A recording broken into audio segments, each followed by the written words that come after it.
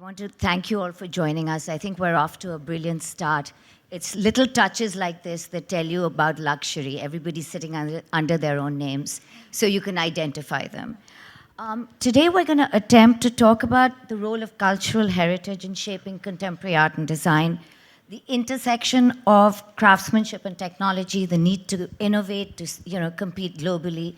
And when I got all these topics, I thought to myself, there's no way I can put it together in a conversation. So we talked and argued and disagreed. And then Vikram Goyal won the day because he had an interview with The Wired, which explained what we're here to talk about. We're talking about an emerging design code that's India agnostic, but also rooted in an Indian narrative. And I thought this was the perfect way to describe this conversation that we're having. You know, I'm going to start with you, obviously, Vikram, because I've stolen your words. You've been quite the poster child for this movement, whether it's your sexy collaborations or, all the global representations and seeing you around the globe. What brought us to this point? I mean, it feels almost like a tipping point. Why are we here, and what is the reason for it? Why we here? Why am I here? Let's be nice. Let's talk about everybody. Well, I think despite all the wonderful heritage and history, it's taken the country a while to get to this stage. So while there is a great amount of talent, this confidence of establishing a global design language is nascent and just occurring now, and rapidly expanding very quickly. I've seen at the art fair where we started exhibiting 3 years ago to the most recent one, it's been quite phenomenal. So I think a number of things are happening. From the demand side, I think the Indians, or the Indian buyer, and then the global buyer, is desiring something which is uniquely Indian, of Indian heritage. And that's coming with a certain confidence. And from the supply side, there's probably no other country in the world where there's so much craft. And a lot of designers are now appearing working with craft. So both from a supply and demand side, you're seeing a lot of creativity which is taking shape. I wonder if that makes sense. No, I think we're seeing a sort of a new confidence, and it's been many things, whether it's, the Dior show or the fact that we saw, NMACC open. There's a confident, modern Indian and India. And also India is integrating more and more with the outside world. And the outside world is looking at India, I think, with more respect in terms of design. India has been the manufacturing ground for so many design brands, fashion brands, manufacturing brands at all levels, from a crate and barrel to couture brands. And so there has been this kind of interaction with India. But now that there's a certain kind of resurgence of design coming out. It's not that just India is manufacturing, there's design coming out. So for me, I'm almost seeing a sense that the Make in India tag has now become layered. There was a time when you went out, you had to walk out with India and Indianness. And now it's kind of almost layered, and it's not the only thing you need to bring to the table. Prateek, your example, and I'm getting this right this time, you're the first Asian east of Berlin in 50 years on the Art Basel selection committee, right? And it wasn't something you got because you were an Indian or that you were representing India. And what was the reason for this, apart from your obvious brilliance, right? Well, thank you. I'm very happy to be here, so thank you for having me. That's a lot of things to say. The Art Basel thing is just a matter of time. I think, it's not a very important thing. It's about recognition in a certain way, reckoning rather than recognition that you can't rest upon the laurels of a certain region and not recognize the rest of the world.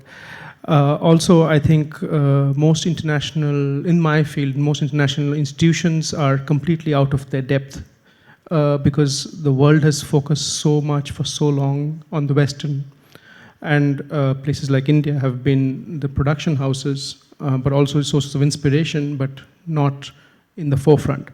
I think the committee of the fair realized that you cannot proceed, and this has been 7 or 8 years ago, that you cannot think of the world without thinking of this whole global south.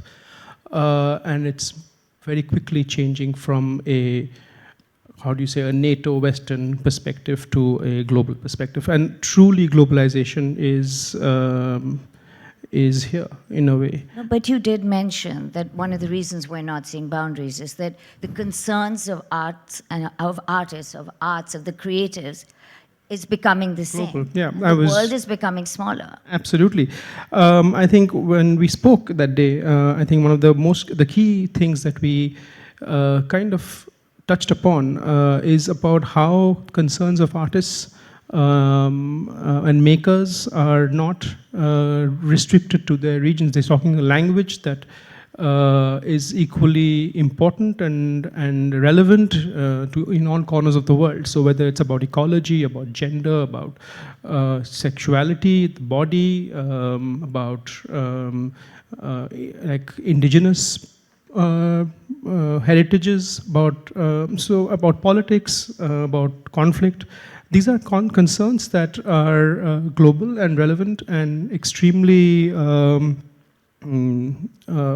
do you say, generate a lot of possibilities. And that conversation is being had by artists from all over the world. And I see Chanakya doing incredible work with some of the most amazing artists, all over the world. And that's just one way to explain how these conversations are not local and more global.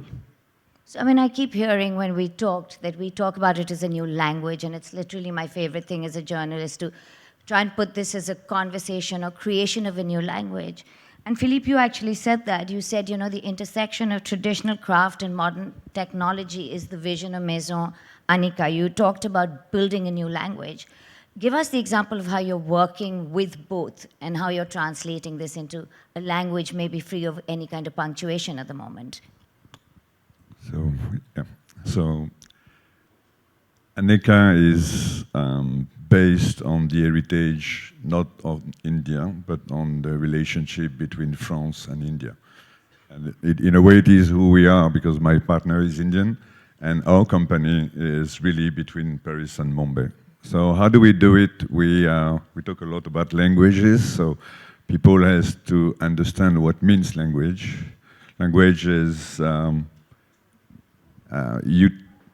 design, a creation is made following several codes, and you select which of these codes you want to play the most, and based on what heritage, correct? It's something you do intuitively, and proactively after that you put your intellectual on it. So how do we do it? In a very simple way, we have a creative team which is based in Paris, in Mumbai, and in Italy. And we work all together. And our team is also, I would say, a multicultural company, especially with Indian and French people.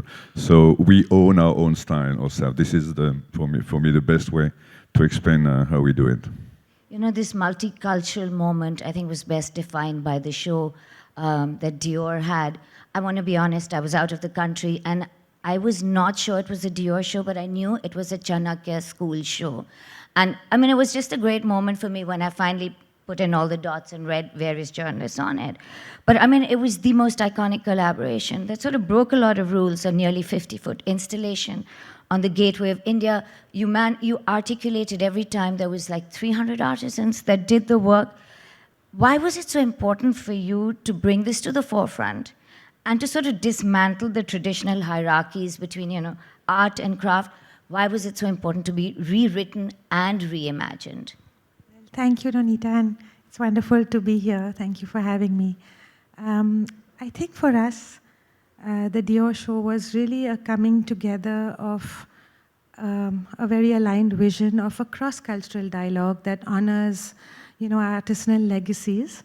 But for both Maria Grazia and me, I think it was more personal than anything else. You know, we've been working together for 29 years at that time, and I think what informed us most is being able to work closely with artisans, understand the values that drive them and therefore began to drive us. And in India, it really, I think we all feel it at some level. It's a magical time because we are, one of the most ancient civilizations, but one of the most open ones, but we're also one of the youngest countries. And this juxtaposition, we wanted to find ways to honor India. We wanted to find ways to be able to open up dialogue that puts, right at the center the custodians of our culture, the custodians that are able to then help us perpetuate and keep this idea of excellence, this idea of doing things by hand, which is so intrinsic to us. Open it up to the world, and therefore the hope and the endeavor really was to be able to have an open dialogue and one that honors craft and culture and this idea of exchange. That really, it's this exchange that I think the magic lies in there. I think that's actually, I look down at my notes and I keep seeing exchange, We're exchanging the fact that now you see fashion in art galleries and, the reverse, art galleries are collaborating with fashion shows. I mean, you just cannot, the traditional roles have completely gone. This exchange is forcing us to write a new language. And Philippe, you said that. You said you can't repeat or modernize codes. You have to rewrite them to have this new world. Do you want to elaborate on that? Because it's something that's just gone around in my head. So everyone is owning his own heritage, correct? And you have several ways to play it. You can stick on it, you can modernize it, or you can play with the codes and create your own language. We talk a lot about, to exchange and make the mix of cultures richer. Okay, that's what we talk about. But there's a bad side, and the bad side is to be global and to have a neutral identity. So it's very important because you need really to understand what is your own creation, what is your own style, and really to make sure that it has a very strong identity. Otherwise, you could flow in something completely neutral, global, but completely neutral. So that's where, in fact, we try to play, creating a language. We are only 2 years old, so it's, but we've tried really strongly to build our own language, and this is where I think the success of a luxury maison is, to make it clear, to make it strong and recognizable. And perhaps it comes from the fact that, weirdly enough, innovation in this field comes from heritage.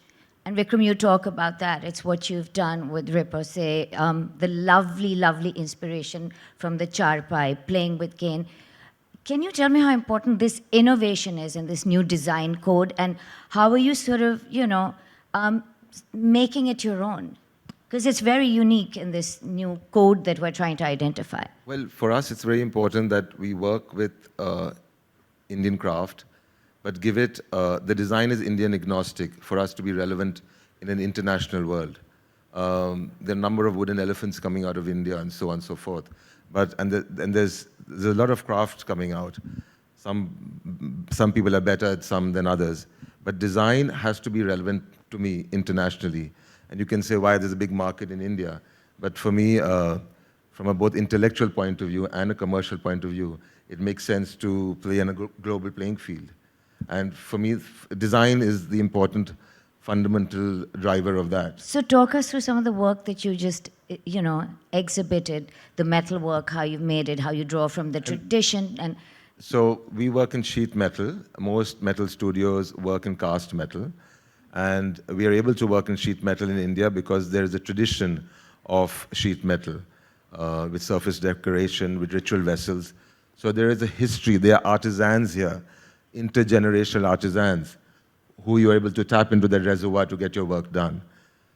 That's one important component. The other one is the design component.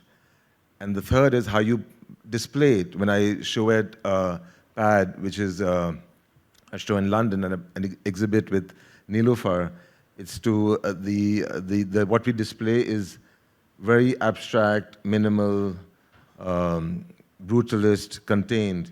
When I showed in Miami, I showed a bit of that, but also a lot of the more decorative and exuberant, which is the Indian side to it. So you have to kind of, it's like how you tailor your products for a market such as India. You also have to tailor your offering in that market where you're showing. And the fourth component, I'd say, would be you need to bring structure and professionalism into your organization. It's not good enough just to have design and a craft cluster. You also have to have professional procedures and systems. And I think India is moving in that direction. And that's why we are seeing players who are able to perform really well on a global playing field. Philippe, you know, while I was looking at Studio Aneka, I was very fascinated by the charkha cut diamond. 400 hours of product development, crafted over 900 hours. I love how you're inspired by India, but this innovation and technology came from where? And why is it so central to the brand? So our field is jewelry, so it's super, super handcrafted.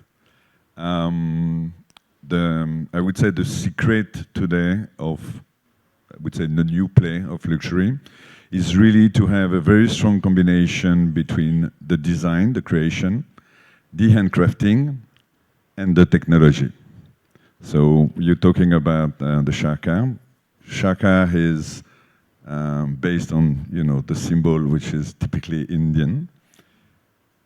But we have designed a cut for this jewel, this diamond, which requires a lot of technology and engineering in lighting.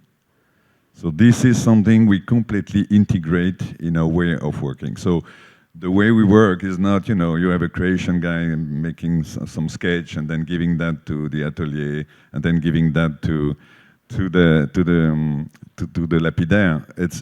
It's all together. It's really another way of working, and this is part also of the co-creation. Karishma, the hand is at the center of everything, right? For you, the needle has the power. And every time you talk about your work, you talk about how research leads to innovation. Tell us a little bit about the role this has played in the work you've done right now. I think you've been in art galleries, you've done Dior walls. You've taken the story of India out by using the hand, but you keep saying research leads to innovation. Tell us a bit about that. Again, when we sort of have an eye for the past with a ear for the future, you're sort of able to juxtapose into being able to lean upon a foundation of techniques that's very, very deep and well-founded, because without that foundation, I think to really be able to propel forward is limiting. So I think research must have its base in being able to historically reference a style, a technique, a movement, but then also be able to look at it from a contemporary lens, being able to also marry the DNA of the artisan with the language that you're seeking to give. So I think it's a coming together of a very interdisciplinary way of going about. But you're right, it is the cornerstone of even being able to preserve, because it needs to feel relevant, it needs to have a punch, it needs to be fun sometimes. So I think research allows you to have that interplay between disciplines, and that's really what makes it exciting. This interplay is all about experience, and Prateek, you talked about experience over value. The building of a brand, the secret of how. And I looked at my notes over and over again thinking, I definitely with my fat fingers typed it wrong. But can you explain the secret of how? Well, I think value is intrinsic in what you do and not what the economics of it is. So I'm surrounded by people who have really celebrated the making or the how it's made, or all of these people are makers, and I am only a representative of incredible minds who are the artists we represent in our program. But what is interesting is across all of our work is how those craftspeople or how those artists think, and how those artists enable us to question boundaries that we've set for ourselves. And through the work we do, we are able to challenge those boundaries. And when you're able to push those boundaries beyond either the geographical or the mental limitations that you set for yourself, that's where the value actually happens. That little moment of joy, or that kind of one minuscule section of understanding where that experience of looking at a work of art or experiencing the mind of the artist comes to you only for a fleeting moment, and you're actually chasing that fleeting moment every time you go and want to see something. And we work with some of the most exciting collectors from all over the world, and it's that feeling that they're chasing. It's not the object. It's really fascinating to see the pursuit of that feeling is where the value is created. I don't know if I'm able to explain. It's just no, you've actually, you've articulated very nicely what Vikram ticked me off about, because I was saying, isn't the Indian market big enough? Why are you going outside? And he goes, I need the challenge. I need to compete with more than the people around me. I want to compete with everybody. Do you want to take me off again? No, I was going to say, how else do you take the craft outside? Yeah. Globally. No, but I mean, you talk about, that there are challenges and there are advantages of going outside. Do you want to tell me what they are? Well, for one, you remember, I think we grew up around the same time, and we used to drive around in these Ambassador and Fiat cars. Now, can you have imagined if we had continued with all those restrictions? So that's what have happened to design and craft. We'd still be making wooden elephants and the like. So I think when you integrate yourself globally, you upgrade your skills and you upgrade your design, and you're just on the same level as everyone else. You push yourself. This question is actually for all of you. So who wants to take this next? You, Karishma. And note to everyone, do not give Vikram a wooden elephant. He's repeated it so many times how much he hates them. So I think where India has this incredible, don't know whether to call it an advantage or this fortune of being able to actually have the possibility to create without boundaries, right? Because so many parts of the world, the artisanal hands or the ability to actually create something personally is sort of lost. And so we're at this position where we are able to create with the makers. And I think that really builds infinite possibilities. Also to be able to fearlessly collaborate across artistic disciplines really allows flavors to evolve, and that's something at the Chanakya School and the foundation, whether it is about working with celebrated artists or whether it is being able to represent India, for its vernacular, but also for the contemporary lens at the Venice Biennale. I think our efforts have always been has always been founded in sort of evolving the language, because sometimes we're under the impression, like Vikram said, but if you really tap within and you look at the past, I think what we've created in India has just been, it's an infinite abyss of inspiration. So, Philippe? I come from Paris, so I will play the opposite. Alexis talked about the inspiration of Christian for India, and I think I was also discussing about Dior yesterday with Maria Garcia. India has been always inspired a lot of people from France. Aneka is built on the heritage of these relationships between the two brands, between the two countries. There's been an exhibition in the Versailles Castle a few months ago about how Louis XIV has been inspired by the Maharaja and so on. I mean, this story is very long, and what is interesting for us is to leverage, to be inspired by the heritage of India. And when I'm saying this, it's not the past heritage only, it's the actual one also, the one that you are currently building. Prateek, you want to say the last word? Hopefully not the last. For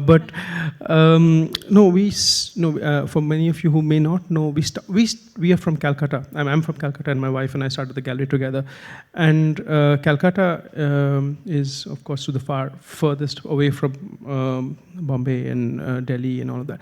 But so we've always worked outside our geography. The kind of work we do is not local, it's kind of a global audience that we want to reach to. And so the aspect of taking the work outside the geographies of where we are located has been there from the very beginning, 16, 17 years ago.